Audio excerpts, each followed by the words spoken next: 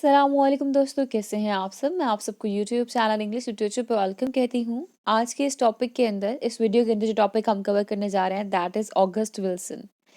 इनका इंट्रोडक्शन, इनकी major works, इनका style of writing and themes, ये सब कुछ कवर करने वाले हैं हम लोग इस रिस्पेक्टिव लेक्चर के अंदर। और प्रीवियसली हम लोगों ने इनका जो वर्क था फेंसेस, उसकी समरी को इन डेप्थ कवर कर लिया हुआ है विद क्रिटिकल एनालिसिस।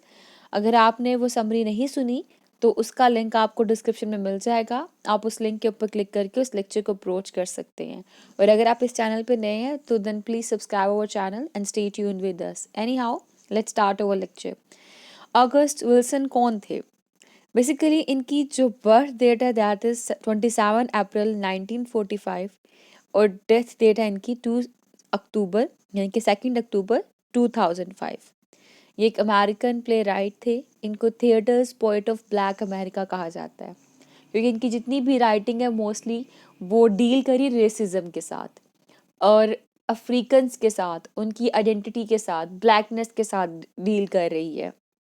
इन्होंने 10 प्लेस की एक सीरीज लिखी है जिसको द पिट्सबर्ग साइकिल भी कहा जाता है और अपने उन प्लेस की सीरीज की बेस पे ये बहुत ज़्यादा फेमस भी हैं।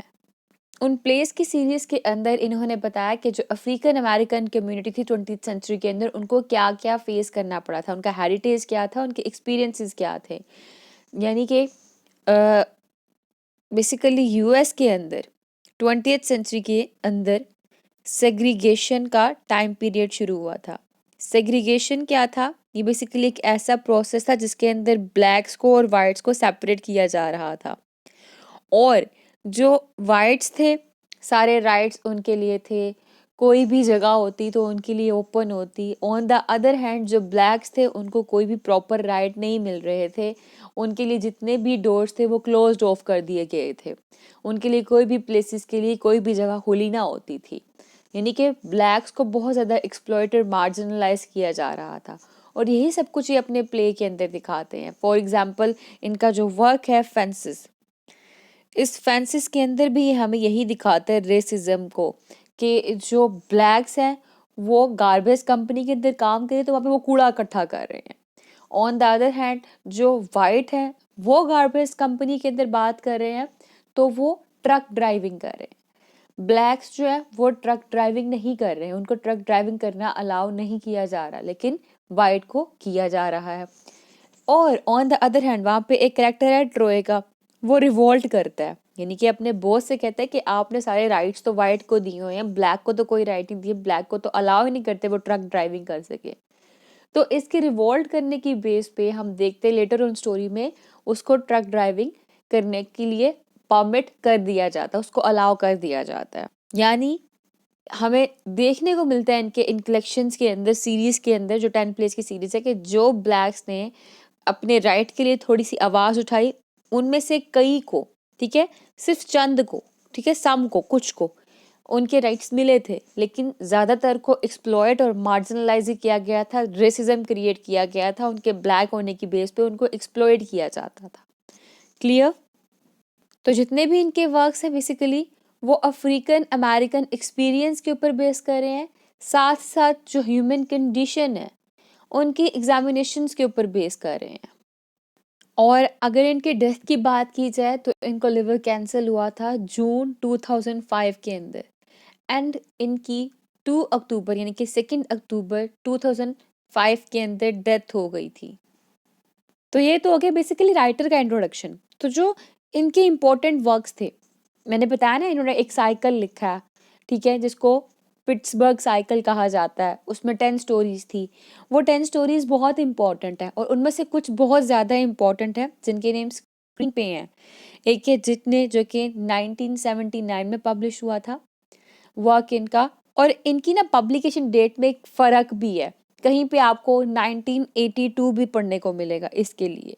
फिर है Ma Rainey's black bottom, most important work है इनका ये वाला, जिसकी यहाँ पे पब्लिकेशन डेट 1984 है एक सोर्स के अकॉर्डिंग, लेकिन आपको सेम वर्क की पब्लिकेशन डेट 1984 भी देखने को मिलेगी। और स्क्रीन पे जो मैंने पब्लिकेशन डेट्स लिखी हैं वो मैंने इस वेबसाइट pbs.org से ली है, जहाँ पे टॉपिक का नेम है August Wilson's 10 play cycle scenes and synopsis. ठीक है, मैंने यहाँ से इनकी ये पब्लिकेशन डेट लेकर लिखी है और मैंने आपको ये इसलिए बताया क्योंकि डिफरेंट सोर्सेज के ऊपर डिफरेंट पब्लिकेशन डेट्स मिल रही थी, तो आप कंफ्यूज ना हो, मैं इसीलिए आपको यहाँ पे क्लियर कर दूँ। तो एनी हाउ इनका नेक्स्ट वर्क है फैंसिस। फैंसिस जो है ये 1984 में पब्लिश हुआ एंड एक और सोर्स यानी कि अगर मैं बताऊं विकिपीडिया के अकॉर्डिंग इसकी पब्लिकेशन डेट 1987 है। और ये जो इनका वर्क है फैंसिस, ये बहुत ज़्यादा इम्पॉर्टेंट वर्क काउंट होता है और इनके इस वर्क को पुलित्जर प्राइज और टोनी अवार्ड भी मिला था।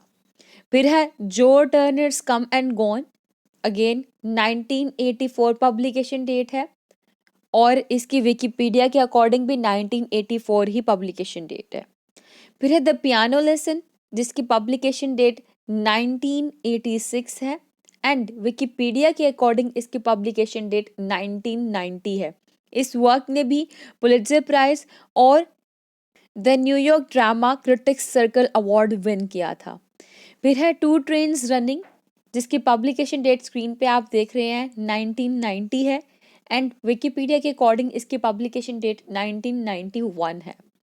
फिर है हमारे पास सेवन गिटार्स जिसकी पब्लिकेशन डेट 1995 है, विकिपीडिया के अकॉर्डिंग भी सेम डेट है। फिर है किंग हैडली जिसकी पब्लिकेशन डेट 1991 है लेकिन विकिपीडिया की अकॉर्डिंग इसकी पब्लिकेशन डेट 1999 है।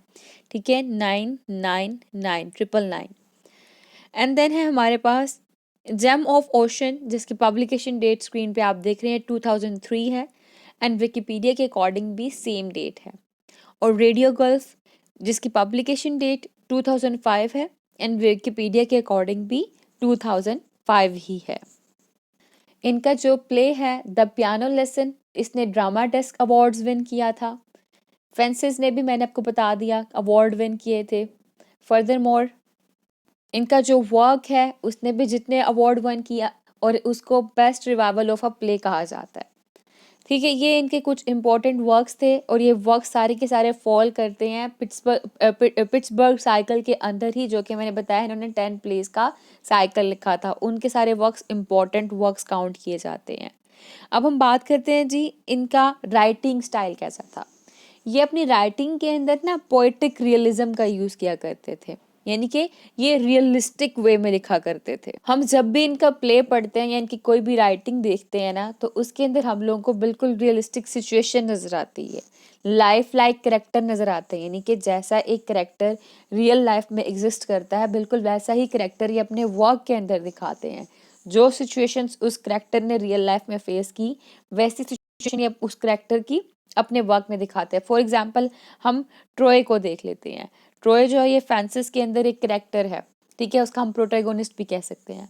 अब ट्रोय जो है ये एक ब्लैक है, इसने रेसिज्म फेस किया, ये एक कूड़ा उठाने का काम करता है, ठीक है, और हम देख रहे हैं कैसे इसको एक्सप्लॉइट किया गया और कैसे इसने खुद को स्टैंड किया एंड एट द एंड कैसे इसकी डेथ होगी, सो ऑन। सारी यहाँ पे जो कंडीशन दिखाई गई, जो इसका अफेयर दिखाया गया, इसका इलिजिटिमेट चाइल्ड दिखाई गई, सब कुछ वो सारी की सारी क्या है, एवरीडे सिचुएशंस ही हैं। पे डे आना फ्राइडे का, फिर फ्राइडे जब आती है उसको पे मिलती है, पे मिलने के बाद हम दोस्तों के साथ अपने दोस्त बोनों के साथ बैठ के बातें करता है और ये नॉर्मल रूटीन होती है। ठीक है, तो इसीलिए हमें नज़र आता है इनके वर्क्स के अंदर जो एवरीडे सिचुएशंस हैं वो दिखाए जाते हैं, एवरीडे पीपल दिखाए जाते हैं। कुछ भी इसके अंदर ऐसा नहीं है कि बढ़ा चढ़ा के दिखाया जाए। और मोस्टली जितने भी इनके कैरेक्टर्स हैं, अगर कैरेक्टर की बात की जाए तो वो अफ्रीकन ही हैं, वो ब्लैक ही हैं और वो अफ्रीकन अमेरिकन डायलेक्ट यूज़ करते हैं अपनी राइटिंग के अंदर। और विल्सन का जो नेटिव लैंड था वो पिट्सबर्ग था और यही इनकी सेटिंग रियलिस्टिक सेटिंग है, यही सेटिंग इनकी हमें इनके प्लेस में नज़र आती है। और जो डायलेक्ट यानी कि अफ्रीकन अमेरिकन डायलेक्ट जो है वो बेसिकली पिट्सबर्ग में ही बोला जाता था और वही डायलेक्ट हम लोग को इनके वर्क में नज़र आता है। तो बेसिकली हम कह सकते हैं जो हमारे राइटर हैं वो रियलिज्म का यूज़ करते हैं, पोइटिक रियलिज्म का। इनका स्टाइल ऑफ राइटिंग जो है वो रियलिस्टिक है, ये चीज़ों को एग्जैजरेट नहीं करते, एज इट इज़ प्रेजेंट करते हैं। और मोस्टली इनके जो करेक्टर्स हैं, करेक्टर्स की बात की जाए तो वो ब्लैक सी करेक्टर हैं और करेक्टर जो है वो लाइफ लाइक हैं, रियल करेक्टर दिखते हैं, उनको भी इसने एग्जैजरेशन करके नहीं दिखाया होगा, एज इट इज़ प्रेजेंट किया राइटर ने। और स्टाइल इनका simple and easy to understand है। ये तो हो गया जी हमारा स्टाइल कैसा था। अब इसके बाद है थीम, कौन से देखने को मिलते हैं? हमें रेस का थीम देखने को मिलता है इनकी राइटिंग के अंदर। मैन एंड मैस्कुलिनिटी का थीम देखने को मिलता है कि मैन अपने आप को सुपीरियर समझ रहा होता है, इवन कि वो ब्लैक रेस से बिलोंग कर रहा है। और इसके अलावा हम देखते हैं कि मैन ने क्या किया, मैस्कुलिनिटी दिखाते हुए अगर हम इसी प्ले की फेंसिस की एग्जांपल ले लें, वहाँ पे हम देखते हैं कि अल्बर्टा एक लेडी है और इवन दो जो ट्रॉय है वो एक मैरिड मैन है जिसकी शादी रोज से हुई है। वो शादीशुदा होने के बावजूद भी अल्बर्टा के साथ अफेयर स्टार्ट कर लेता अपना, और उसकी अल्बर्टा से एक बेटी भी होने वाली होती है। ठीक है। और इसके अलावा इसमें हम मोर्टेलिटी का थीम देखते हैं कि जब प्ले एंड होता है, एंड पे गेब्राइल आता है। गेब्राइल जो है वो बेसिकली ब्रदर है ट्रॉय का, और वो कहता है हेवेंस के दरवाजे जो वो खोल दिए गए हैं, यानी कि सोल जो है वो मॉर्टल हो चुकी हुई है, उसकी डेथ हो चुकी हुई है, वो इस वर्ल्ड को छोड़ के जा रही है। यानी कि डेथ एंड डिके का भी थीम हम लोग को नज़र आता है इनके वर्क्स में। एंड इसके साथ साथ ड्रीम्स, होप्स एंड प्लान्स नज़र आते हैं, family, betrayal, duty and dissatisfaction. ये सारे के सारे मेजर थीम्स हैं इनके, जो कॉमन वर्क्स के अंदर हम लोग को नज़र आते हैं। That's all. तो आई होप कि आपको जितने भी आज के लेक्चर के अंदर इंपॉर्टेंट पॉइंट्स थे वो अच्छे से क्लियर हो चुके होंगे, उसमें कोई भी कन्फ्यूजन बाकी नहीं रही होगी। वीडियो पसंद है, वीडियो को लाइक भी करिएगा, हमारे चैनल को सब्सक्राइब करना मत भूलिएगा। एंड द फेंसिस प्ले है ऑगस्ट विल्सन का, उसका लिंक आपको डिस्क्रिप्शन में मिल जाएगा। उस लिंक के ऊपर क्लिक करके आप उसके लेक्चर को अप्रोच कर सकते हैं। Stay tune with us, take care.